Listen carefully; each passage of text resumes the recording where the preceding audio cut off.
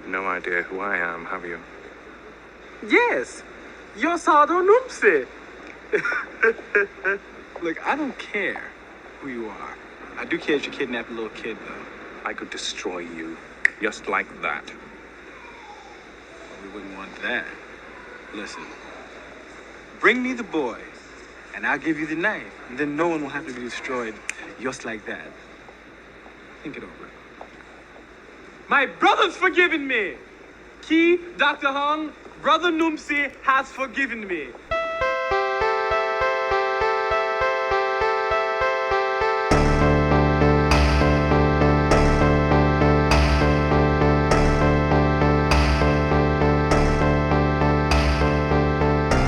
Hello, everybody. Welcome to Frankenstein's podcast, where it's all about the monster. We are a creature feature podcast about monsters and why we love them. I'm one of your hosts, Joe Praska, and with me is your other host, Khalid Hussein. What's going on, other host? Just doing my other host thing, being cool. I'm posted in the cut, as they say. What?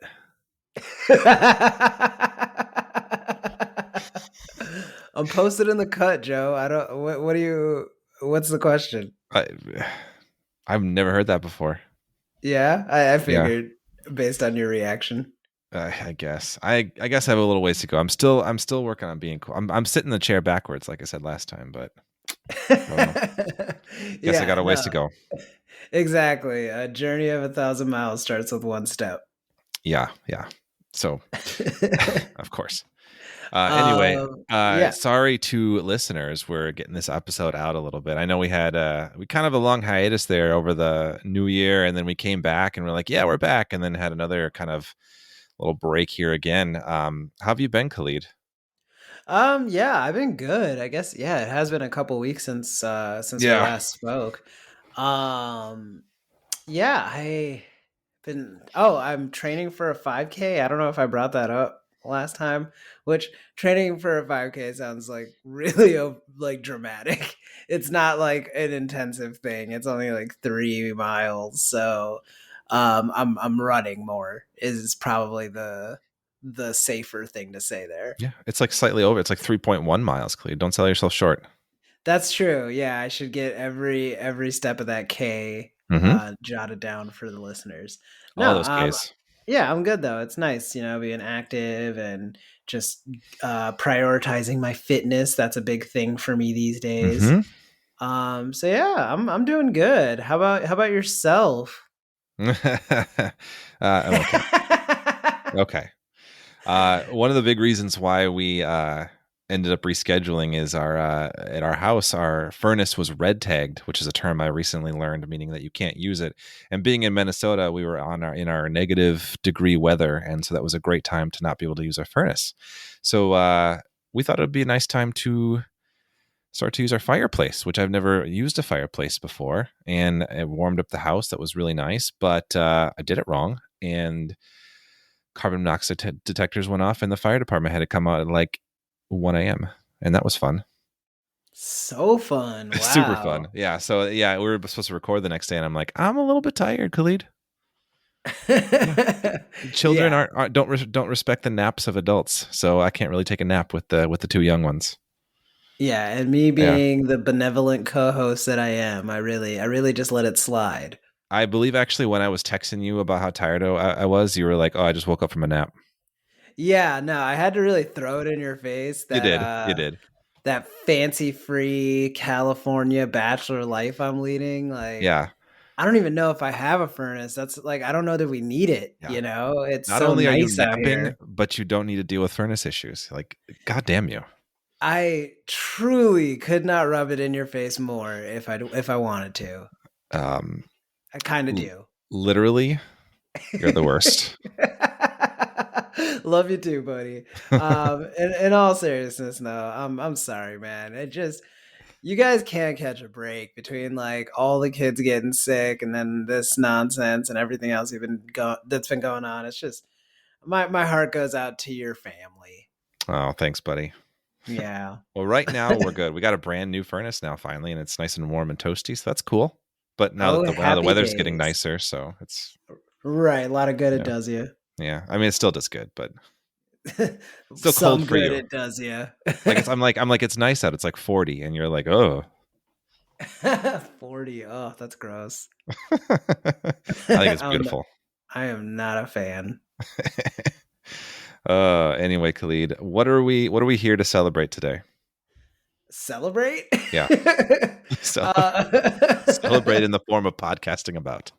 oh, weird, very weird way to say that. That's I don't know. I don't know that I would. Arguably, all of our movie topics are a celebration, I'd say. I don't think if I had 100 chances to describe what we do, I would come close to saying it that way. Especially our Breach episode was a celebration of that movie. See, now that you're getting in the weeds and picking examples, I'm even more hard pressed to agree that this is a saying that applies to what we do. Okay. Well, what are we talking about? Today we are talking about the 1986 Michael Ritchie film, The Golden Child. And I've got a little synopsis from our homeboy Google that goes something like this. After a Tibetan boy, the mystical golden child is kidnapped by the evil Sardo Numspa. Humankind's fate hangs in the balance. On the other side of the world in Los Angeles, the priestess Ki Nang seeks the chosen one who will save the boy from death. When Nang sees social worker Chandler Jarrell on television discussing his ability to find missing children, she solicits his expertise despite his skepticism over being chosen. Nice and long one this time. What a monster! They're creatures of the abstract that live off potential energy. It's alive! Yes, it was. You didn't seem as confident with that one. It was so much. I'll be honest, I'm just jumping into my thoughts here. I really wanted to like this movie, especially like you were like hype on it and everything. And I was hype about your reactions for it, mostly. Fair. Yeah. And that first like 15, 30 minutes is great. But but then the plot just kind of really takes over the Eddie Murphy of it all for a while there. And I don't know that there was enough for me to like forgive that. So reading this synopsis was like kind of like remembering a movie I just saw, like I was like, oh yeah, I guess that's that happened. That happened, right? Yeah, no, that makes sense. Yeah, that's a good description, I guess. Like that's why I was like less confident reading it. Right. Fair. Yeah, so I mean, like, I'm not gonna go so far as to say I hated the movie. I think I'll just say like I'm lukewarm on it. And I would recommend it to people who want like a maybe lesser known Eddie Murphy comedy vehicle. Yeah, I think that's fair to say. I will say, before we move into it, I'm trying to do this more often, Khalid. If you are somebody who wants to go watch this movie before listening to our thoughts, it is hard to find a little bit. I guess it's DirecTV is the only place I found it's free on. But you can rent it for pretty cheap on Amazon or Apple TV. And that's how you watched it, correct? That is correct. I caught it on Amazon, and actually I rented it twice because that first time I watched it with you, and then I don't remember when I fell asleep. I just like I woke up and another movie was playing, and I couldn't remember if I was like awake for like when my roommates were like, "Let's watch this now" or not. So like I spent like a couple days just like, can I wing it? Can I just like wing it? And then I was like, wait, this is a creature feature podcast, and I can't remember. You didn't get to the monster part. I must not have, because when I re-rented this thing and watched it, I was like, "Oh, none of this is ringing a bell." That's probably smart. That was a smart call. Yeah. So I say all that to say I rented it twice, and that's where I'm at with it. Rented it twice, really shilling for this movie. I mean, at this point, I feel like I've paid for the right to criticize it. Fair enough. I on the other hand have the Blu-ray from the Paramount Presents collection, which is a really nice set. But I'm cooler than you, is what I'm trying to say. I gathered as much. I was just waiting to see if you would make the subtext text there. So thank you for that. I was just thinking, why is it not on Paramount Plus? If I it's a was confused Paramount, by that too with the Paramount yeah, logo, but yeah, with like rights and stuff like that, it's so many different like people that have a say in it. It's all dumb and maybe murky. it is, and it's just not coming up on Google right now. I don't know. I don't think Yeah, it's on I don't think Paramount it's on Plus because Paramount Plus. I like Google's pretty reliable on what's streaming where. Yeah, that's probably true. But yeah, no, Yeah. rent it on Amazon or get the dope Blu-ray. Yeah, yeah. Depending on whose reaction you like better, I guess. Yeah. Okay, so just you kind of gave a little bit of your thoughts. I want to hear you said you're really sold in the first like 15 minutes. What about those beginning moments did you love? So I love the kidnapping sequence. I thought that was cool and Yeah. was hoping the movie would be kind of more of that, but it wasn't. But yeah, like them kidnapping the golden child was cool. The way he like makes that bird come back to life and everything. Mhm. I think just I don't know that like I love the execution of the golden child, but I love the idea of the golden child in the movie of like just like this like joyful little like yeah, nothing phases me because I am just like a divine vessel. Like that's really cool to see a kid play, and it really reminded me of Avatar: The Last Airbender. Mhm. Just another like kid that's like raised in a monastery that's like still a kid, but also like wise beyond their years. And then outside of that, I guess it really just comes down to the Eddie Murphy of it all.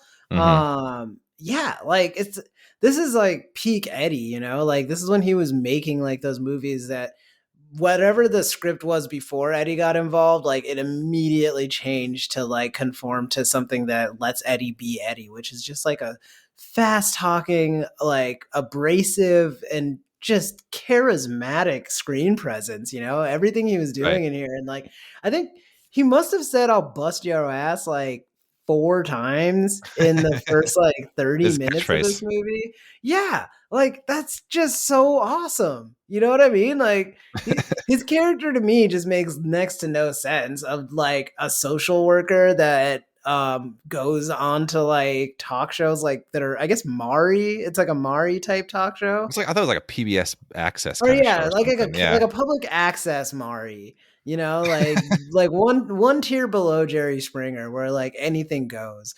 And I did not understand like the fundamental rules of the world. Like it's already I get it. It's a world where magic exists. Fine, but what throws me for a loop is when like you've got just very aggressive social workers that go on TV to, I guess, like promote their service, which I always thought was like a municipality kind of thing, or maybe just like a government thing. I didn't know that you had to like advertise a social service. It's the Reagan Um, 80s. Reagan 80s, exactly. They must have Mhm. they privatized social workers in this universe on top of magic being real. There we go. There we go. You helped Yep. me crack it. There you go. But yeah, I don't even know what I was trying to say. I guess it's just I buy all of that. I buy like this just like fundamental like undermining of the internal logic of this movie solely because Eddie Murphy just like dares you to not. Like he goes into it with like all the confidence of somebody that's like, yeah, tell me this is bullshit. I dare you. I'm gonna make this so fun for you to watch. And he really does an admirable job of that for like 30 minutes while like the plot kind of takes a backseat to just like really setting up Chandler as a character in such a great way. And then also just a shout out to the actress in this. Is it the character's name's Nang Ki, right? Charlotte Lewis. Yeah, Charlotte Lewis. She was great. I was texting you about this too. I loved her fight scene in the house while they're still Yeah. in LA. Yeah. What did I call it? The wet t-shirt raid. Yeah, the wet t-shirt raid, yeah. Just yeah, just one of those like real like amazing 80s throwbacks of like, oh, we have a woman in this scene that could just be an awesome badass. Nah, let's also just like spray her inexplicably with water so she's wet for it. Yeah, time it was- capsule right there, yeah. for real. Yeah, so Charlotte Lewis, like I I wish that you had just gotten the like benefit of just doing that fight scene dry, like Eddie got to do over and over again. But all things considered, she killed it. And yeah, like I think that's kind of what, to answer your question in the most long-winded way possible. That's what I really liked about the first segment. Yeah, no, I'll go off. Yeah, I say that I thought she was really great too. I think notable a little bit is actually not Tibetan in real life. She's like half Chilean, half Iraqi. I read. So it was kind of one of those cases where like they were just like casting somebody like you look the part, unfortunately. But I will say that she did a really good job with what she had. Did you know? I don't know if you know this about her in real life. Did you know she was one of the first people to come forward about like Roman Polanski's sexual abuse? Oh, like she was a victim, or she was Yeah, like, when she was young, because one of her first films was was with him, and so yeah, this movie was after that, but that's kind of one of the reasons that she had made headlines a while ago, and she kind of talks about she's talked about more recently about how she feels like initially coming forward like in 2010 like is a big reason why she's probably not really a working actor now.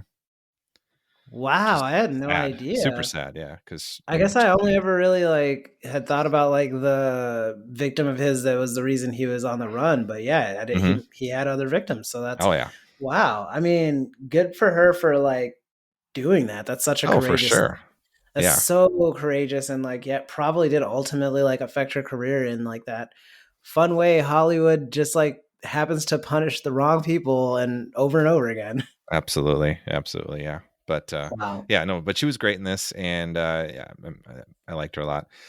So my thoughts on the movie, I think that this to me is one of the a great example of one of those like good bad movies to me that like I recognize there's so many pieces that don't work, and there's so many things that are arguably not good about it. But I've watched it like a couple times in my life, and I just have a lot of fun with it. Um, it's a script that's really pulled in multiple directions where part of it wants to be very serious and taken seriously, part of it wants to go to dark places, and part of it wants to just let Eddie Murphy just riff, you know. And that's not really always compatible, and I think that's why it doesn't quite work overall. But I think just as like an experiment in a blender, for me it's fun to watch. I think this is also a fun pairing with like Big Trouble in Little China, like tonally. You know, I Oh think yeah. Big Trouble is like obviously the superior movie, but I think like this is an interesting companion piece to it, which actually they came out the same year. And I don't know if you saw this, Khalid. John Carpenter was offered to direct this movie and turned it down for Big Trouble in Little China. I think I mean, It's a history smart obviously proves call. that was the right Smart thing to call. But do. Carpenter actually was, I got a quote. He said, the films have a similar theme in that they both explore Chinese legend and magic, but they develop in different ways.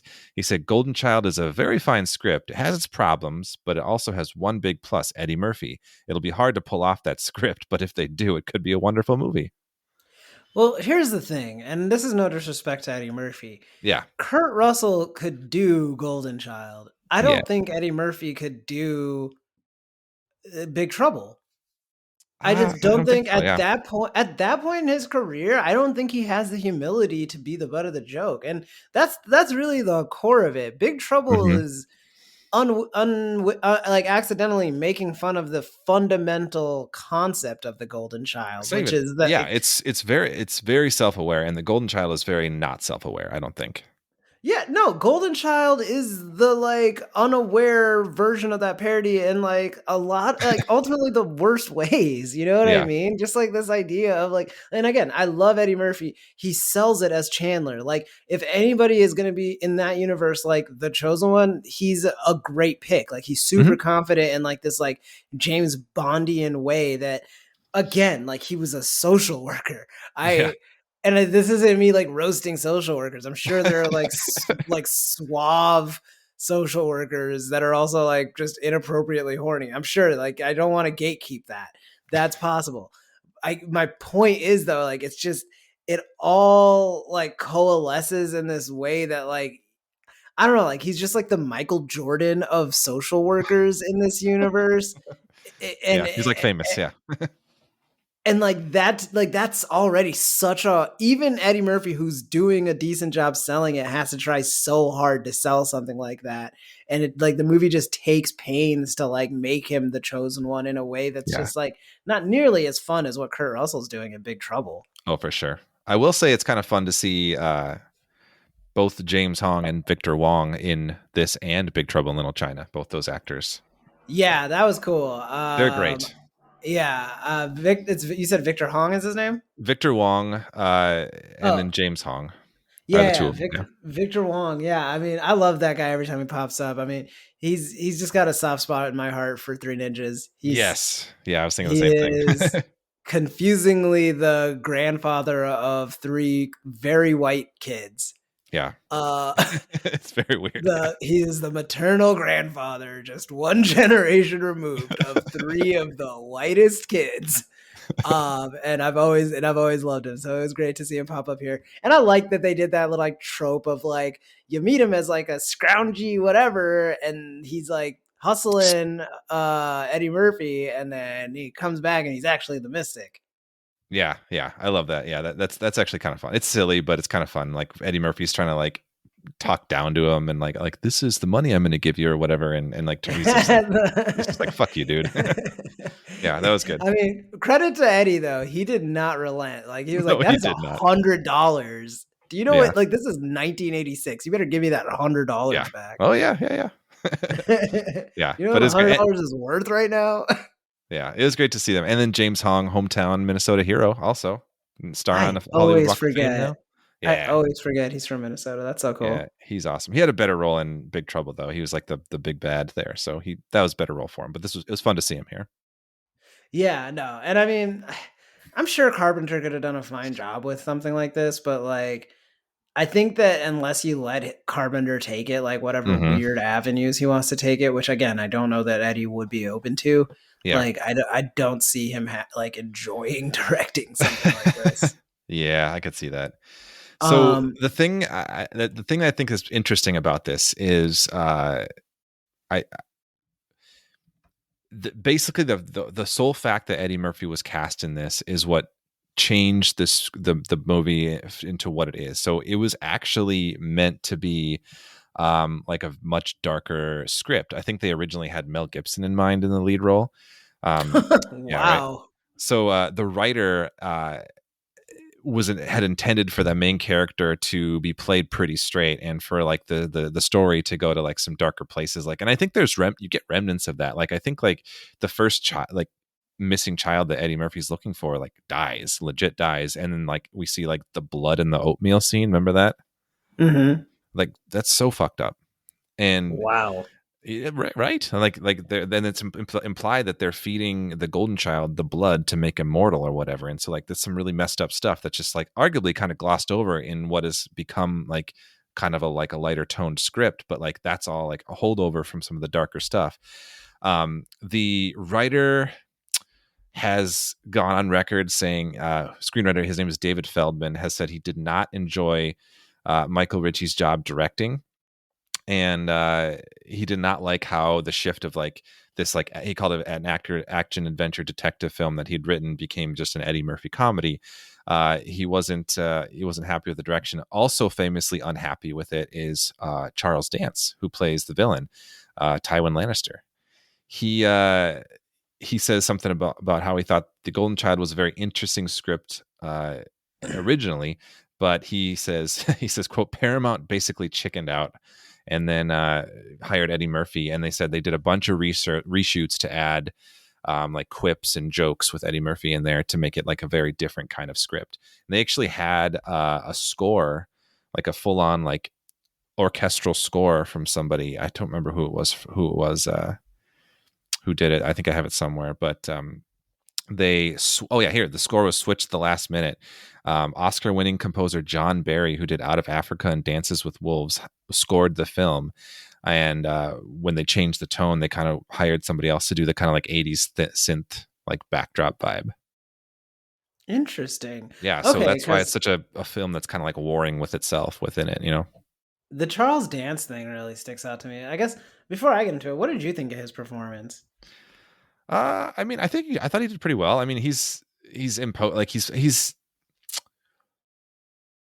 I've enjoyed him more, I think, because in my head I knew this fact, and so I just in my head imagined him being annoyed with Eddie Murphy every time they shared screen time. I thought that was very funny, like the sequence in the airport with the two of them. Yes, I I really love enjoyed that that a scene. lot. Like, and I feel like the annoyance was incredibly genuine. I could be wrong. Like, it could be just like it could be jovial, but like just giving his quotes like after the fact. Like, I imagine he's just annoyed with all the quips and he's trying to take it seriously and dramatic. And I love how Eddie keeps calling him Numsy. Numse. Numse, that was it. Numse, yeah, So the yeah, reason I know that, fun fact, I was actually yeah. going to bring it up. Thank There you you. go. Um, so he's canceled. Sucks now, as far as my opinion of him goes. But back in the Oh, in real day, I life. was no, this person I'm about to mention. Oh, sorry. Uh, so this person I'm about to mention is Oh, I canceled thought you now, were talking and about Charles like Dance. sucks for a lot of reasons we don't need to get into. But Yeah. back in the day, I, like a lot of people my age range, was obsessed with Kanye West, Ah, and he had the Late Registration album, the second one after College Dropout, and he had a song on there called "Gone" that like I played all the time. I loved it, and there was a line in there that like for it must be like 20 years now, like I just never knew the like meaning behind it or anything. I never looked into it. I just kind of took it for granted.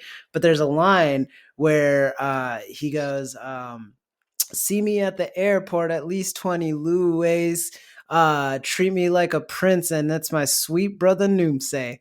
And it's a Golden Child reference that I finally like I found out in the best way, like watching the airport scene, just like, yes. wait, what? Like he kept saying Noomsay. I was like, there's no way that has to be. And that's like, I went The on Rat airport, yeah. Genius and I was like, yes, that's awesome. So yeah, that was just like a nice, like full circle thing that I didn't even know I needed closure on. That is really great. That is really good. Yeah. I enjoy that. Yeah. But I Yeah. think that was a fun bit from Eddie thrown in there, just like butchering his like the Sardo Numsa name or whatever he calls himself. Yeah, Yeah. I didn't like I'd forgotten his name even up until right now when I looked it up for the Yeah. character names. But okay, so I will say about Charles Dance, I am glad that you told me that tidbit about like basically he thought he was in a completely different movie hmm because I did not like his performance, and now I know why. Because I shouldn't like his performance. It was for a different movie. There Uh, you go. that is very eye-opening and helps me kind of stomach that because like I was like Charles Dance, like even at this point he was a good actor. It's not like he got to Right. Game of Thrones and learned how to act. He's always been No. good. So what's going on here? Because every time he comes on screen, I would just like don't care, and he seems like too serious about what like basically amounts to a magical child and Eddie Murphy like just talking shit. hmm So I'm glad I have that tidbit to like contextualize it because man, watching the movie, every time he came on screen, it was just really hard for me not to just like let my mind wander. Yeah. Although the one bit that he did that I really enjoyed was how he never pronounced the J sound. Do you remember that? It's a choice, definitely a He choice. kept like Chandler Jarrell. He kept saying Yarrell, and then like even Eddie Murphy's like, why do you keep pronouncing my name Yarrell? You know it's Jarrell. That was funny. Yeah, I guess yeah, I wish that he was a little bit more on board with the pivot, Yeah. and like wanted to be more silly cuz like I think there's a way to do it. Like how like Tommy Lee Jones hated Jim Carrey and like his Yeah. antics on I've heard Batman and that. Robin. But like that didn't like stop him from like understanding what he was in, and when he played Two-Face versus hmm Carrey's Riddler, like he did it just like madcap and like fun, and like I think that would have gone a long way to like making that like rougher middle patch of this movie more enjoyable, as if like Charles Dance was like relishing the villain role Was a having a good lot time. more because like he is like playing like a Sith Lord, but like one of the like prequel ones, not even like a Yeah. maniacal Sith Lord. So it's very just like it's like cool. This is a nice like calculated performance in an otherwise madcap movie. But yeah, Yeah. I don't want to dunk on the guy. He's a good actor, and I now understand why I didn't like him in this. I don't Yeah. think he liked him in this. He didn't like. I mean, I don't know if really a lot of people really liked this movie who worked on it. Like even Eddie Murphy has. I found something from him in like a Rolling Stone interview in like '89. He said he was I don't know, responding to like how his opinions on his movies don't necessarily matter, whereas like whether or not they resonate with like the audience. He said, no matter how I feel, for instance, about The Golden Child, which was a piece of shit, the movie made more than 100. He said, the movie made more than 100 million. So who am I to say it sucks? Yeah, Yeah. So yeah, that's fair. yeah. $100 million worth of audiences disagree. But Yeah. I don't even know that like, I don't know that box office like means it's like a tacit agreement. Like, especially back then, like $100 million was still a lot of money back then, but it was Yeah. also a lot easier to hit if you had like one of the few comedies that were going to be playing for like 6 months. Right. Yeah. Like, yeah, it's like that and like a couple other things, not a wealth of Yeah. options. But I mean, it was popular enough that I mean, people liked it. It's not really like in the pop culture, like zeitgeist today, but I think it's got like a gentle cult following, I'd say, right? Like some people like it. I don't know, maybe Are just you me. asking me? I think it's Because probably just me. I had like I've mentioned this movie to a couple people and they're just like, "What is that?" And like, No one's ever heard of it. yeah, and then I have to try and explain it, and then I have to admit that I am not the best person to do that. Yeah. Yeah, I that's did. that's happened a couple times. Yeah, that's all right. I did want to bring up. I brought this up with you, but Nicole and I were watching this, and she kind of came up with this idea about how she drew parallels in her head between Eddie Murphy's character, especially in the beginning, and like a Will Smith performance, especially like in Men in Black. And I mentioned that to you, like to watch for, and did you kind of see that too? Yeah, I did. I really liked it. I think the airport scene is a good example of what you're talking about in terms of like that Will Smith energy of, Yeah, I'm in an insane situation, but like I'm such a cool, calculated, like efficient person that like I can bring that to the situation and like rein it in some, yeah, I and think like I and have think fun, that's a be cool, funny, and have fun with it, and like when he's talking to funny that, but like authoritative. yes, commanding the scene.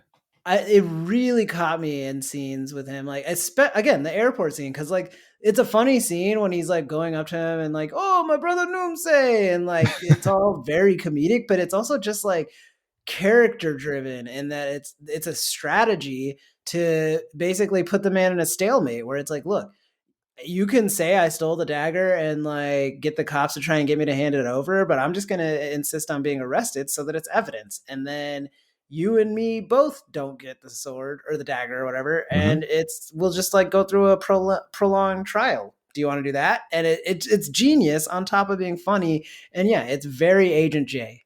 Yeah, absolutely. And I think you pointed out like the first time he's talking to like that mystic woman behind the whatever you call that thing. What's that thing? The shade. Yeah, yeah, yeah. Yeah, and like kind of Like the curtain kind of the thing. curtain, like the silhouette curtain, like he's just like flirting with her. Yeah. Yeah. Based on her silhouette.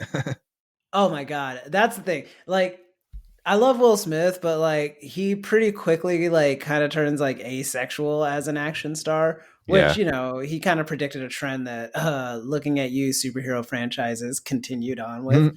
But I love that Eddie Murphy is just like an unrepentantly like horny dude in Yeah. like his movies, Yeah, especially he like is. that 80s era movies. Like it's not skeevy, which is like a very hard trick to pull off. Like at no point do you ever just feel like he's like, all right, man, like you don't need to do this. Like it's always like expertly done in like this like disarmingly charming way that like you can be like, oh yeah, man, Eddie's horny.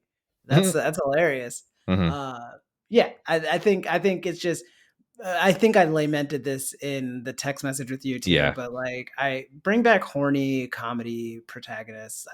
They don't have to be Austin Powers. Like it does like the joke doesn't have to be that they're horny, but like, just like sexually virile people that can like turn on the charm at times on top of being hilarious. I think that's sorely lacking in a lot of comedies today. And it could be done well. It could be done so well. Yeah. Okay, my last point on this overall story.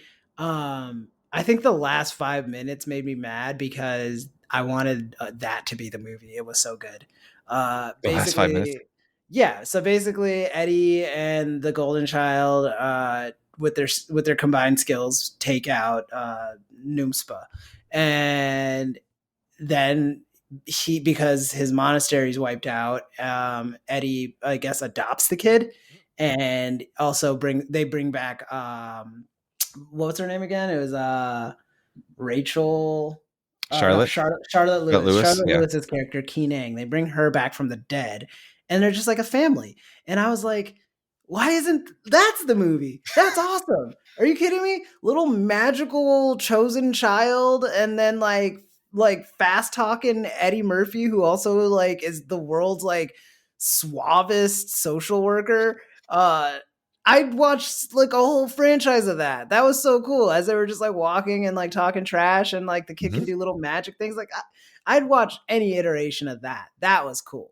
Yeah, I mean they just revisited what's his other movie? Oh, Coming to America, right? They did another one of those. Yes, they did. They should do another Golden Child then and do this. Your idea.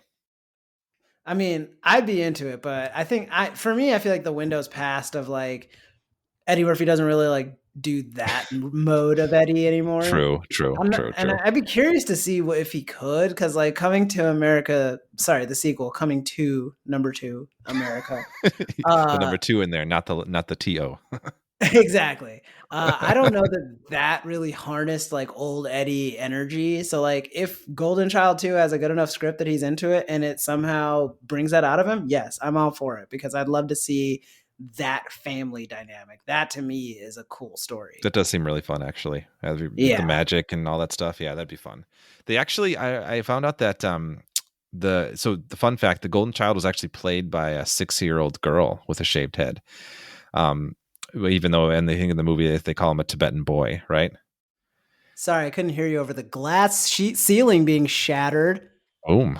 Go little girl. That's what's up. Yeah, she rocked it. So she's actually Jasmine, I think Reet is the name, if I'm pronouncing it right. Riate. Yeah, it was JL Riate in the credits.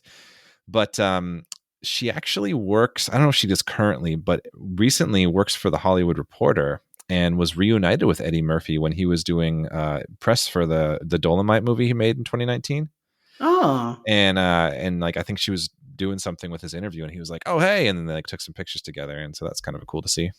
Oh, that's so cool. It's like when Harrison Ford and is it Kiwi Kwan? Yeah, I think yeah. And Kiwi Kwan met up during award season, and it was like an indie reunion. I love stuff like that. That is really nice. Yeah. Yeah. I will say, yeah, bringing up that also makes it. I think this movie also wanted a little bit to be an Indiana Jones kind of story too, on top of like a Big Trouble story. But that's another perfect example of like the main guy has to get his ass kicked a little bit. He needs to like humble himself in a way that like I don't blame him. You know, Eddie Murphy was like in a position that like was virtually unprecedented at that point, you know, as a black man, as a comedy star, like even taking race out of it, like he was in a very privileged position that he didn't have to get his ass kicked or anything. Like he was the reason people went to the movies. Yeah. Oh, yeah, he was a big draw. Anyway, but before we get into the monsters though, I do want to say I think one of my favorite sequences was the dream sequence. So it's like it feels like it's on a set like of a sitcom almost, and I think it's intentional, but it's this really weird like trippy thing where the Charles Dance character like is in Eddie Murphy's dream, and Eddie Murphy doesn't quite believe it's real, but he like leaves a cut or something on him that he wakes up with. So it's like deep cut. It was a legit cut, yeah. But that was just a really weird and trippy scene that I feel like is an example of what almost the movie could have been if it kind of really delved into that weirdness a little bit more. But that was a really cool like sequence, just like visually too. Like I don't think like visually like as a director like this it did a whole lot of unique stuff, but I think that sequence was really really unique. It did a great job of like dream logic. Yeah. That you don't always see executed on screen that well. I just like Eddie's like kind of like half dazed, like half like cognizance of it all, where he's trying to like get his wits about him, but it's still a dream. So like you can't help but like just paper over things and have them make sense when they don't. Yeah. I thank you for bringing that up. I'd forgotten about it, but that was a very delightful part. Yeah. So there's some good parts. Yeah, no. And again, like I want to like reiterate, I'm lukewarm. I'm not like cold on it. I think there's stuff there, and like maybe I was just tired this week. Like go watch it for yourself and be like, Khalid, you're an idiot. This rules. Yeah, no, I think what I said stands. Like it's a good. I think it's a good bad movie. It's not a good movie by any means, but it's fun and it's unique in some way, in a lot of ways too. It's very interesting to watch, to see all those different directions it's trying to pull. Good bad. You Good heard it bad. here. Yeah, good bad. My last fun fact before we monster it up, though, and this is just for my Trekkies out there, but I don't know if you knew this, but Eddie Murphy turned down a role in Star Trek IV: The Voyage Home to make this movie, the one with the whales. Honestly, lateral move. I don't know that he would have added anything to that anyway. He was so he was supposed to be like the whale. like no, not the whale, not Jesus Christ, the whale. He was supposed to be He's supposed to be the current modern day person that Kirk and Spock interact with, but he was actually just interviewed. Eddie was on Jimmy Kimmel like 2 weeks ago and talked about this specifically, and he said he didn't like that it was mostly an Earthbound bound script, and he would have rather like taken a Star Trek role if he got to like be on the Enterprise and be in the future. And he said, "quote I didn't want to be talking jive to Spock." That's really fair, but Yeah. also like, what is that? Like, I guess Vulcan Eddie Murphy would be interesting. Yeah, like like actually like in the future. That'd be Just cool. like very counterintuitive to like what you expect from an Eddie Murphy performance. That would have been cool to see. Yeah, agreed. That'd Yeah. be cool. So that was my last fun fact, and then shall we monster? Let's monster. Yeah. So we have a couple kind of monstery things here. The first one is like the lesser. I'm gonna talk about the Snake Woman first. So we see 3 appearances of the Snake Woman, and the first 2, she's mostly just a silhouette. And in the script, she's referred to as Kala, the Dragon Lady, played by Shakti Chen. She's kind of like the mystic that kind of gives the mission, the one that James Hong and Charlotte Lewis brings him down in like the basement to meet. You remember this, right? Oh, we talked about this, yeah. So they describe her as the librarian at the secret repository at Palcor Sin, flown here to help us. She's 300 years old.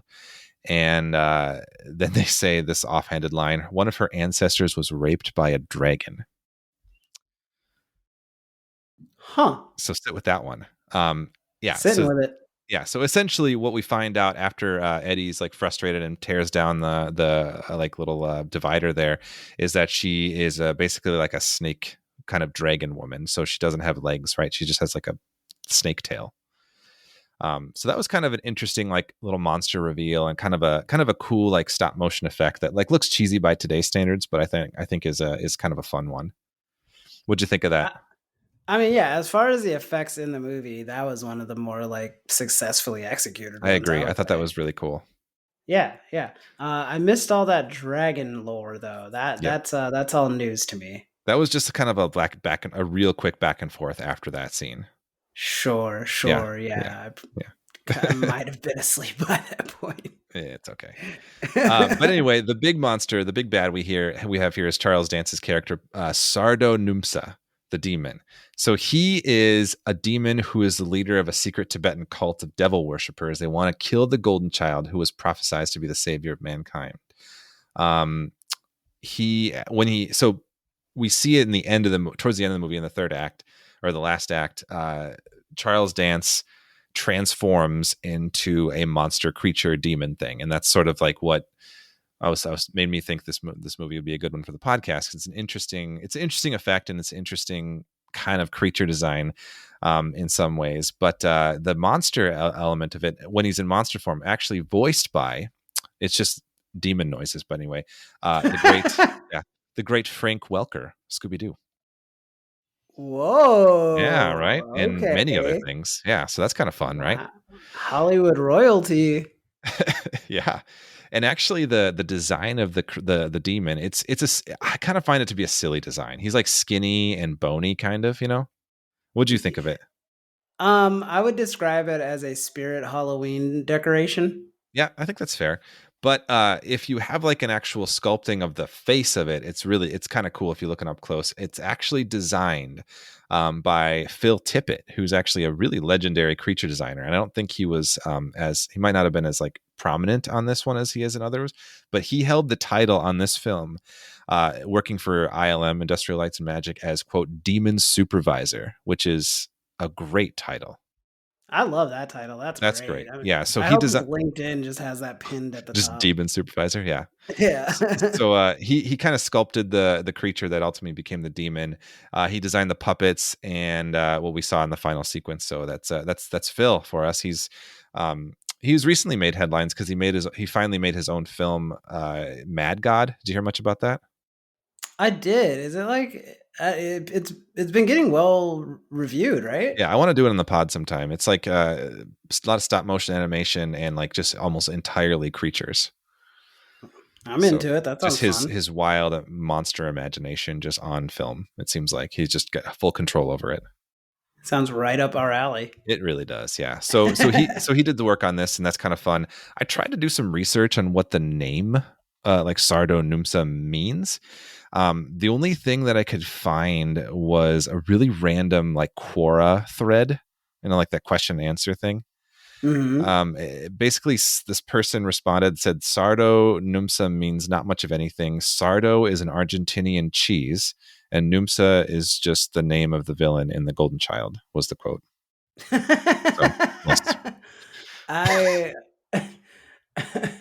I love that as an answer. I love when it's like Quora or whatever, and it's just like the least helpful answer. That's always great. Yeah, that's the only thing I found it about was like an anagram or something, and I just missed the part where they like unscrambled it. But I guess not. Maybe that could have been in the original script, but it means nothing. It's just a name they came up with.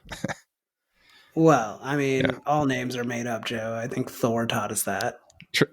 Great point. Yeah.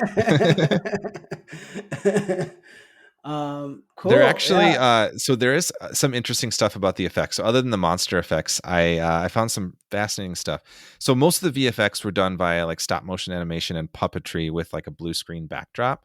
But interestingly, so there's one sequence where Charles Dance morphs into human form from a rat. Do you remember that? Yes. And then he morphs back into the rat. So this movie is, I think, one of the, if not the earliest major film examples of photorealistic CGI body morphing. So we'd never seen that effect of morphing the body morphing into something like that. Previously, it had only been done like a dissolving effect, which I think when I say dissolving, I can kind of picture what that looks like in older movies, like the dissolving into like something else. Yeah. Like just like a crossfade kind of thing. Yeah, it basically that. So this was like one of the very first examples of them using that like CGI like morphing effect, and so I thought that was kind of a cool thing to see. Wow. So Charles Dance is the first Animorph. Exactly. That's pretty cool. Somebody needs to add that to his Wikipedia. God, if we were a podcast with cheeky titles, Charles Dance is the first Animorph should have been the title of this one. I think Frankenstein's podcast is a pretty cheeky title, Joe. I don't know. I meant like individual episodes. Oh, got it. Yeah, Charles Dance is I'm glad we're not that cheeky. I think we're the right amount. Thank you. Yeah, I'm glad we're, yeah. No one's ever complained about how much cheek we bring to the table. That's true. Yeah, you do have a lot of cheek, Khalid. Oh my god. I will say, go on. Yeah. I will say I like the stop motion animation. Yeah. It reminded me of Ghostbusters. Yeah. With some of the creature effects in that, I thought that was cool. I think that Eddie Murphy did his best with trying to fight CGI creation. Yeah. That was great. What's crazy to me is that like 30 plus years later or whatever, like 25 years later, we haven't gotten much better in some movies when it comes to fighting CGI creatures. I think that he was really the harbinger of like the difficulties that actors would have to face going forward. That this was the new landscape, so that was interesting to look at it through that lens. Absolutely. I will say, and like, let me know what you think. The Golden Child really didn't need Eddie Murphy, right? Like, they just keep kind of showing how impossibly powerful this kid is, like throughout. He has any power he needs at any given moment. It seems like just Yeah. godlike. And like up to the point where like Eddie is getting defeated by this monster, and the only thing that saves him is at the very end. The golden child's like, all right, I guess I'll chip in, and he like telekinesises the blade back into his hand to like give him the final blow. And I watched it and I was just like, oh, okay, so you just wanted a buddy. Like you were never in any danger. You probably could have taken out Charles Dance like 50 times while you were in that cage. You were just like, I don't know. I heard Eddie Murphy's in this. I want to drag this out until we meet. Maybe he has like a non-violence thing. That's always such BS to me. Like if you telekinesis a knife into someone's hand and then they use that knife for murder, like I don't know what your rules say about like being an accomplice, but I feel like that's cut and dry. Yeah, fair enough. So yeah, that's my 2 cents. That's the kid can come for me if he thinks I'm out of pocket with this. Yeah, maybe the kid just wanted to hang out. Yeah, he just wanted a buddy. He wanted Eddie Murphy. I mean, he was the chosen one, so it was very specific that he was supposed to be it. So he chose him. Yeah, I chose him as a buddy is my thing. You know, which is fair, wouldn't you? No, yeah, like I'm your chosen one. Like you chose me to hang out with because I'm a fun hang. But like you didn't need me to like defeat Charles Dance. Well, that's to be seen. I think I really, especially now how old he is, Joe. I like your odds. Thanks. All right. Thanks. Fair enough.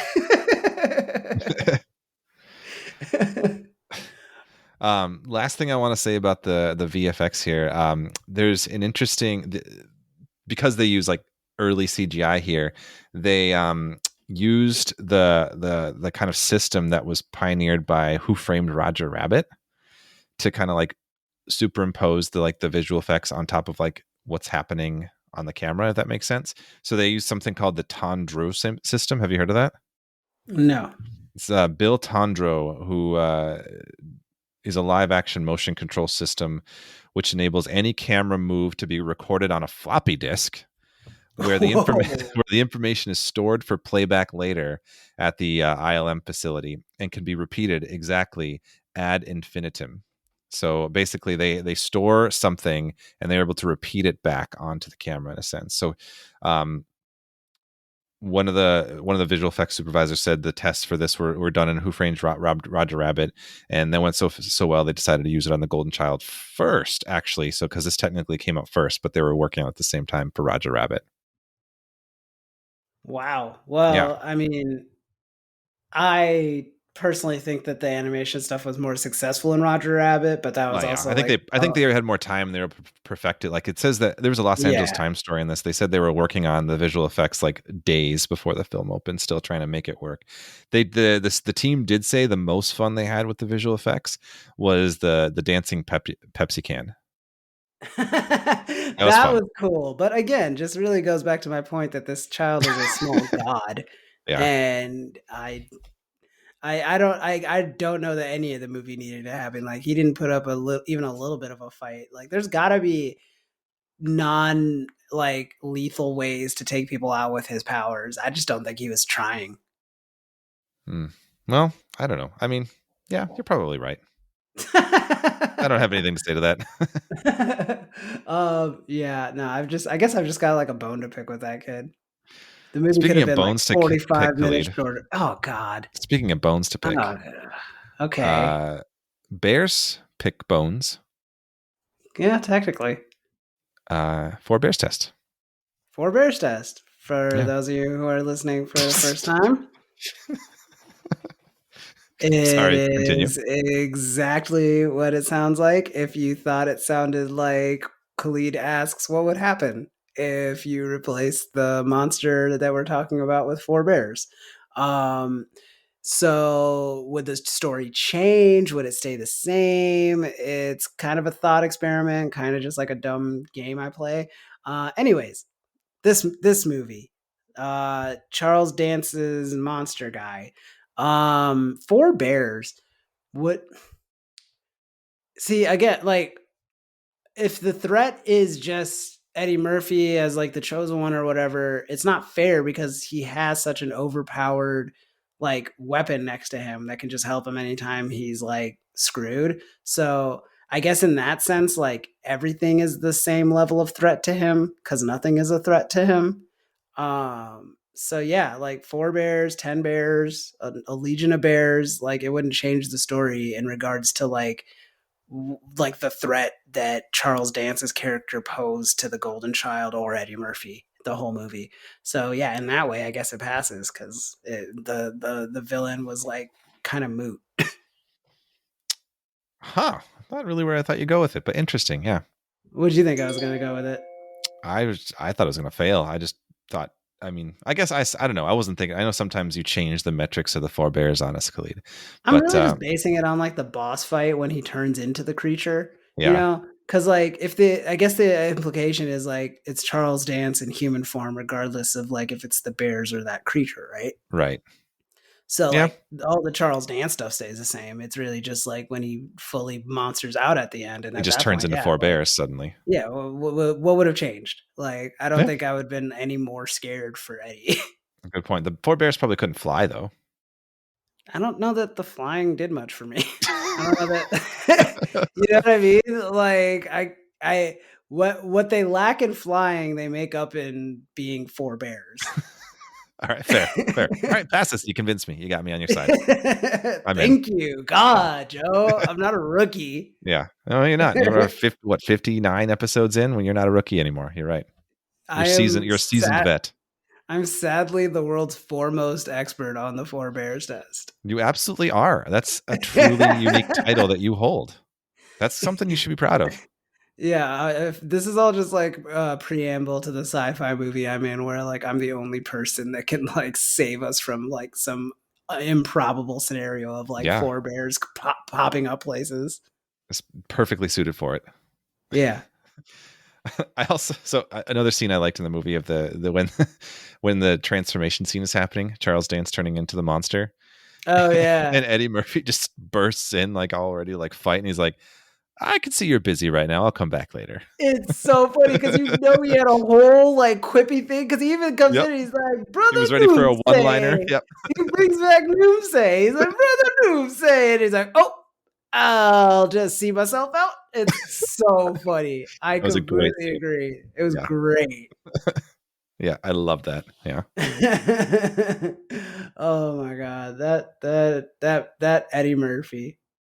He's going places. Speaking of going places, Khalid. Sure. I don't know how to talk.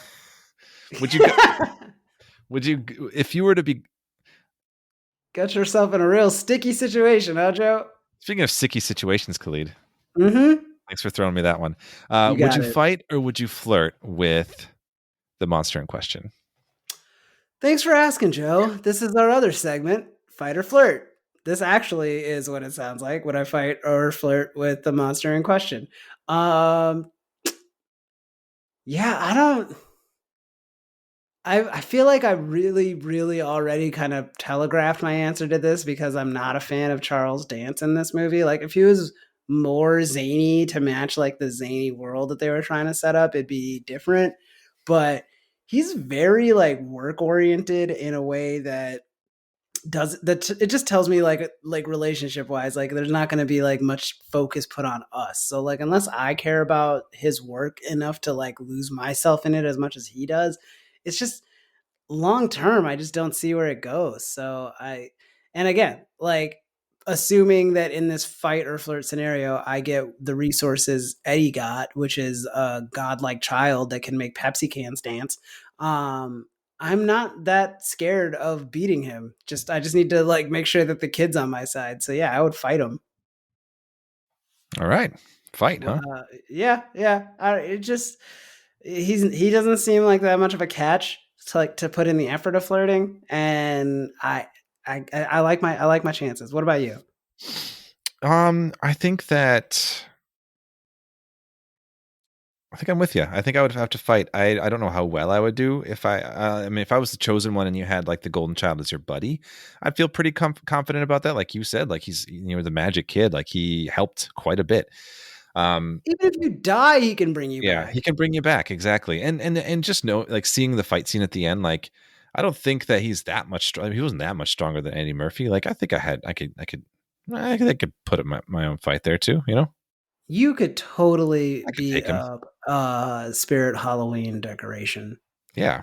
I think I could. So, yeah, Uh, I would fight it. I mean, yeah, there's just not much. Yeah, I don't think I would flirt. He's really stiff, and I don't think he's like very fun at like parties and stuff. Right? Yeah. Yeah. Like he wasn't even getting in on the improv at the airport. Like he was just like a real stick in the mud. Yep.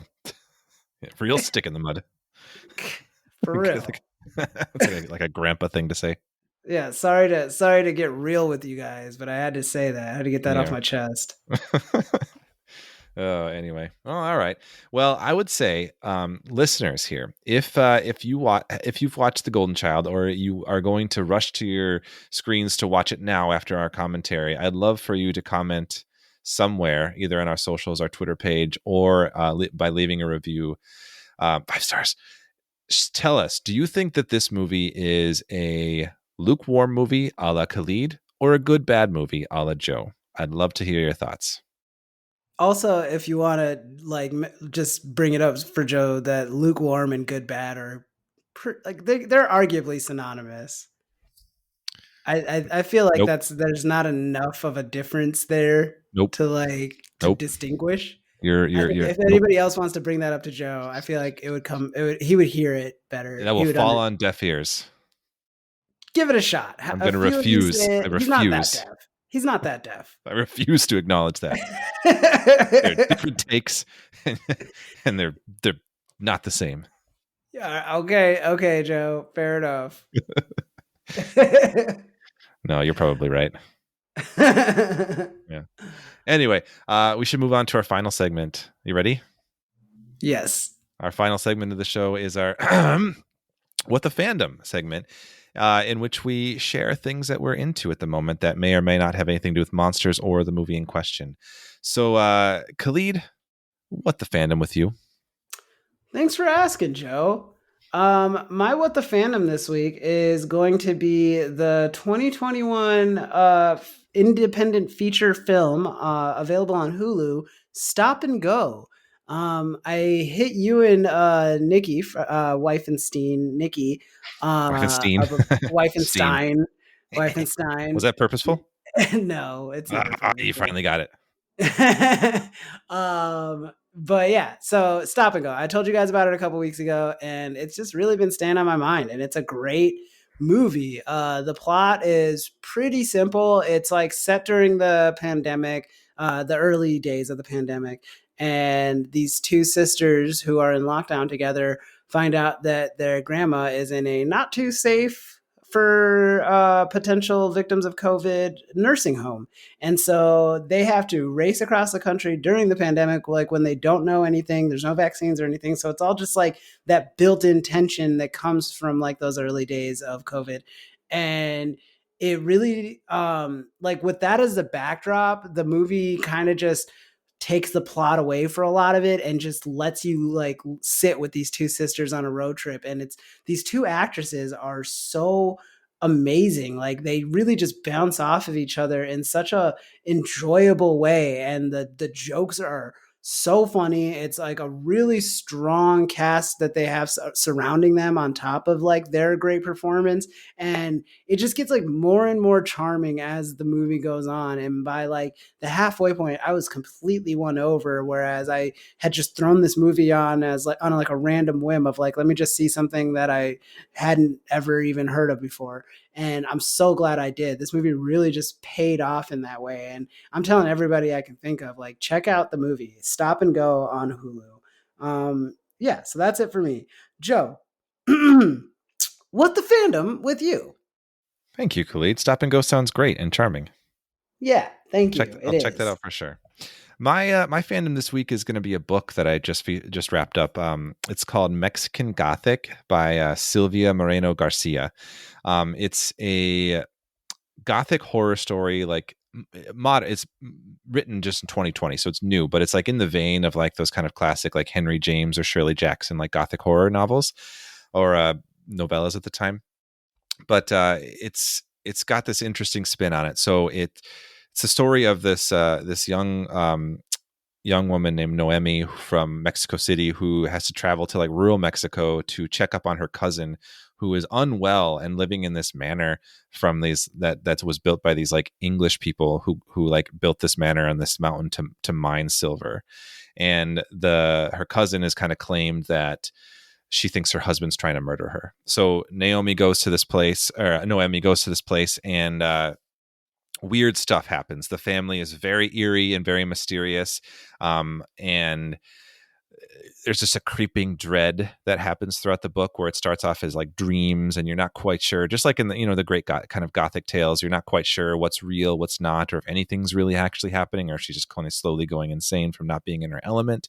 But this isn't a spoiler because it's all over the reviews. There is a heel drop or a needle drop moment where at some point in the book, things change from slow burn to just really straight up what the fuck. And I was interned in awe and disturbed of a lot of things that happen in some of the best ways. And I'm very impressed with what it did. It also does a really nice job updating the kind of like the gothic horror like genre in a sense. It like really weaves like kind of social commentary elements of like patriarchy or colonialism. Like they talk about eugenics and stuff and like attitudes of like white people towards like indigenous people in this time. And they weave that into the horror of the story rather than sometimes that can kind of come off as like an afterthought that an author might be putting in there. It's just so like expertly like crafted together. I was just really impressed with what you do. It's a really good book. I think that if you're reading it, you have to have a little bit of patience. There's like very, very slow burn. But once it gets going, wow, really gets going. It's Mexican Gothic by Silvia Moreno Garcia. I listened to the audiobook and I'd recommend that, but it's a good read. Awesome. That sounds really good. That's super cool. So Yeah, it seems really cool. I feel like it should be a movie. I'd be intrigued to see the movie. It feels like something that Del Toro would do, but I think that it probably should be directed by a woman, given it's very like female centered in perspective.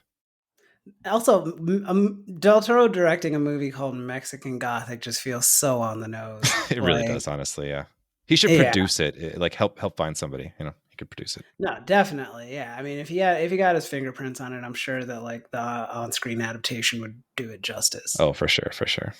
Nice. But, well, yeah, you guys have some solid recommendations from us this week. Stop and Go on Hulu and Mexican Gothic the book. So yeah, check those out, and don't forget to leave us 5 stars and a review, because we would appreciate that, because we are awesome, and more people should know we're awesome, and you can help with that. Joe, do we know what we're doing for the next episode? I'm like 90% sure I know what we're doing, but I didn't want to say it. We have a few things in the bank that we're planning on doing. I'm just not sure the order it will come out. So let's just put a big TBD on that one. Big TBD, guys. All caps. So stay tuned. But yeah, thank you guys for listening to another awesome discussion of Frankenstein's podcast. Until next time, creep it easy.